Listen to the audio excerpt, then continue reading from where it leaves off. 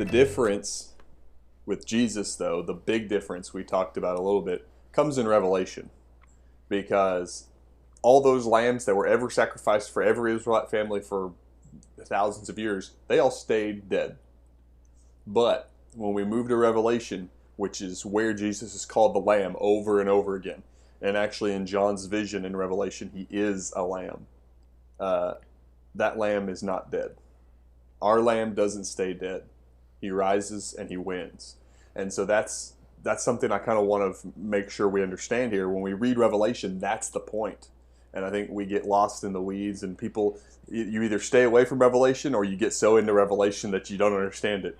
And either way, we miss a lot of times, not everybody, a lot of times we miss the point of Revelation, is that the Lamb rose and won. Right. And when we look at Revelation 2, it happens to be one of my favorite books. And we did a class over this. It took about a year, a little over a year for us to do. Um, and it is a fantastic book because of all of that symbolism, the imagery. And we turn to the Old Testament, we learn what the symbols and the imagery means. And so when we hear this lamb, you know, immediately what should come into our heads is a passage like Isaiah 53. The lamb who was led to the slaughter and slain on behalf of our trespasses or our sin. And then when we get to Revelation, that seems to be the preferred name that's used for Jesus throughout the entire book. And one specific passage that I think of is in Revelation chapter 7. There's the 144,000, which is kind of this symbol for the inclusion of all people of all nations. And we know that that's not that, a literal number, because right after it, it says he saw a group of people that could not be numbered. And who were they following? It was the lamb that had been slain, but he was walking and he was leading them. And so you kind of see it's a fantastic picture of this lamb who had been sacrificed.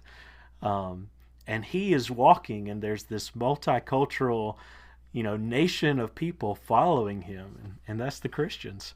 They're following after Christ. Right. A beautiful picture. And, several times throughout the book, there is that illustration. My favorite is in Revelation chapter 5.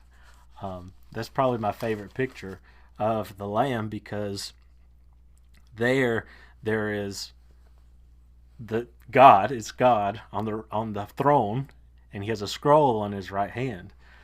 And I want you to kind of picture this with me, Logan. This is a scroll, and it's in the hand of God. The illustration here is that is God's. It belongs to him. It's a revelation, from him. So imagine with me, if you will, you have your Bible, and everyone in the world just has this Bible that you get to a certain part in it and it's closed and you can't read what's in it.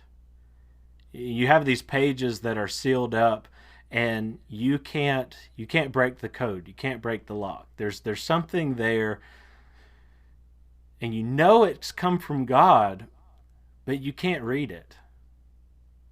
I mean, what do you think, if you knew that there was a revelation from God that you couldn't read, and you looked around and there was nobody with a solution, how do you think you would feel if you were in that place? Because that's what actually happened to John. I feel like I'd probably feel the same way John does, and that's so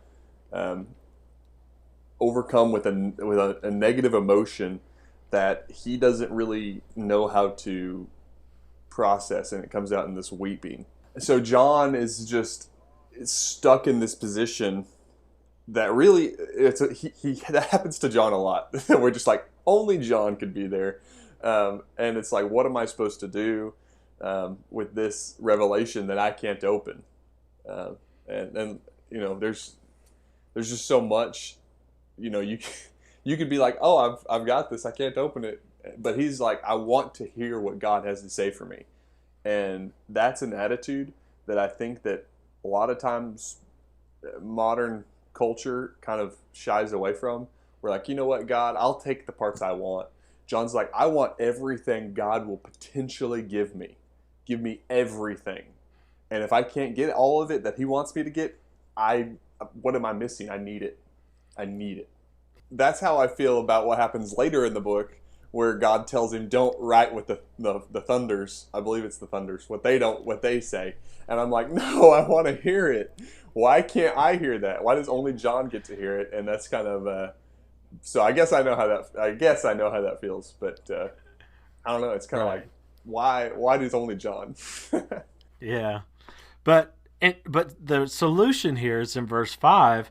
One of the elders says to him, "Weep no more. Behold, the Lion of the tribe of Judah, the root of David, has conquered."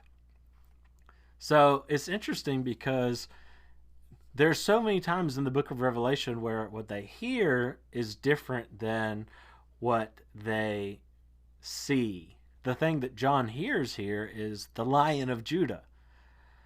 But when he turns to look, it's not a lion standing there, it's a lamb. A lamb that was standing as though it had been slain. And so this is such a powerful picture of Jesus. He's described as a lion because he is king. He has authority. He has, power and might. The form which he practices that power and might is not through a majestic and powerful beast, but through that of a humble, gentle lamb. And that's really what it is so much like the analogies of God, that Jesus is this lion, this conqueror, but he doesn't do it the way David did it. He doesn't do it the way our human brains think a conqueror should be. He does it as submissive. It's totally opposite of everything that our flesh knows to be true. And he does it by being a servant. He does it by being the sacrifice. He does it by dying. I mean, by submitting himself and saying, I'm going to be the one who has to die. Wherein our minds is like, let's, as a King David, I'm going to push other people out and be the conqueror by letting other people be the sacrifice for me. Yeah. And I think that's why the Christian walk is not an easy walk, because Jesus, he turns everything upside down. Everything Right. that goes with human reason and human logic, Jesus says, "Nope, we're going to do it the other way." So like, somebody pushes you down, you want to push them back. But he says, "No, that's not the kind of person that you are." When somebody asks to take something, you don't say, "No, this is fine." You say, "No, what else can I give you?" You know, I mean, and it's such a strange way of thinking. And so Jesus, he even flips what conquering means. Conquering is not being a mighty force to be reckoned with. Conquering is submission. Conquering is, this fantastic picture of who Jesus was when he was on the cross. Um, he was conquering death when he came up out of that tomb after he had suffered like a criminal.